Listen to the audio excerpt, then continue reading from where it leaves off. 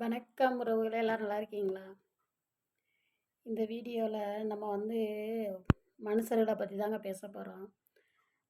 நல்ல உடம்பு, நல்ல ஆரோக்கியம் இருக்கிற வரைக்கும் ஒருத்தருக்கு ஒருத்தர் பார்த்தீங்கன்னா, நீ பெருசு, நான் பெருசு, இவெல்லாம் ஒரு பொம்பளையா, இவெல்லாம் ஒரு மனுஷனா அப்படின்னு பேசிக்கிட்டு இருப்போம். ஆனால் அவங்க இறந்த பிறகு தாங்க அவங்க யாருன்னு இந்த ஊர் உலகமே சொல்லும். அந்த மாதிரி விஷயம் ஒன்று நடந்துச்சு. நான் பார்க்குறப்பலாம் அந்த மாமா ரொம்ப சாதாரணமா தான் நினைப்பேன். இவருக்கு வேறு வேலை இல்லை, எப்போ பார்த்தாலும் என்னத்தையாச்சும் அள்ளி விட்டுட்டே திரிவார். சரியான புழுகிக்கிட்டே இருப்பார் அப்படின்னு நினைப்பேன். ஆனால் அவர் பார்த்தீங்கன்னா, திடீர்னு நேற்று இறந்து போயிட்டார். நேற்று காலையில், நேற்று இல்லை முந்தா நாள் இறந்து போயிட்டார். முந்தா நாள் இறந்துட்டாருன்னு பார்த்தீங்கன்னா, அவருக்கு வந்த கூட்டம் பார்த்தீங்கன்னா அளவில்லாத கூட்டங்க. மாலை அது மாதிரி நான் பார்த்ததே இல்லைங்க. நிஜம் போலே என் வாழ்க்கையில் அவ்வளோ மாலையை நான் பார்த்ததே இல்லை. ஒரு தள்ளு வண்டி நிறையா குமிச்சு வச்சுருந்தாங்க அந்த மாமாவுக்கு மாலை.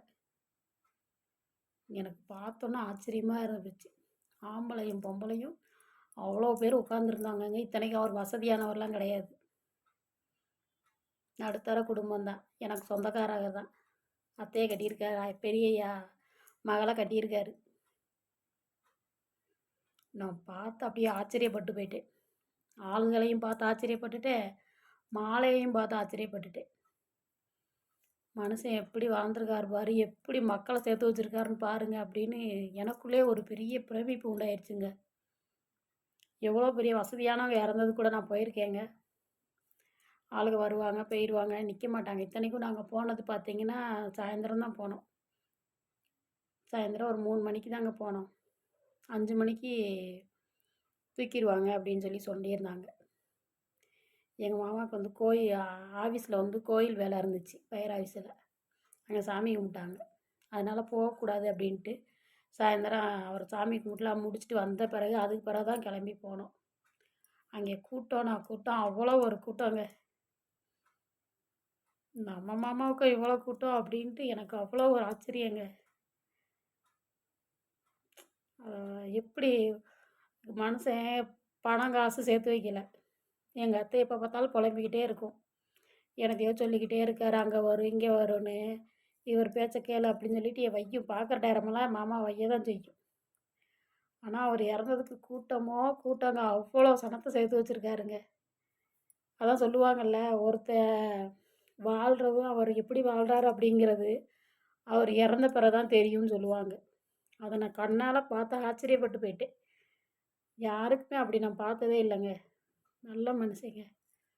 எனக்கு அவ்வளோ ஒரு ஆச்சரியத்தின் உச்சகட்டம் தான் அது பார்த்தீங்கன்னா. அவர் இறைவன் எல்லாம் இளைப்பாறணும்னு நானும் வேண்டிக்கிறேன். அதை சொல்லணும்னு நினச்சேன். மனுஷர்கள் இருக்கிற வரைக்கும் ஒருத்தருக்கு ஒருத்தர் போட்டி பொறாமல் நீ பெருசு நான் பெருசுன்றவங்க. ஆனால் அப்படி ஒரு மனுஷர்களை சம்பாதிச்சுக்கிறது பெரிய விஷயம். அதுவும் இந்த காலத்தில் எல்லாருமே பணத்து பின்னாடி தாங்க ஓடுறாங்க.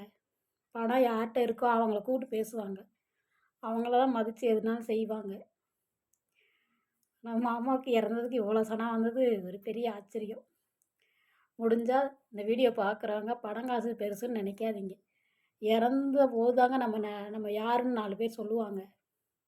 மனுஷ மக்களை சம்பாதிங்க. சரிங்க உறவுகளே, என் வீடியோ பிடிச்சிருந்தா லைக் பண்ணுங்கள். ஓகே, பாய்.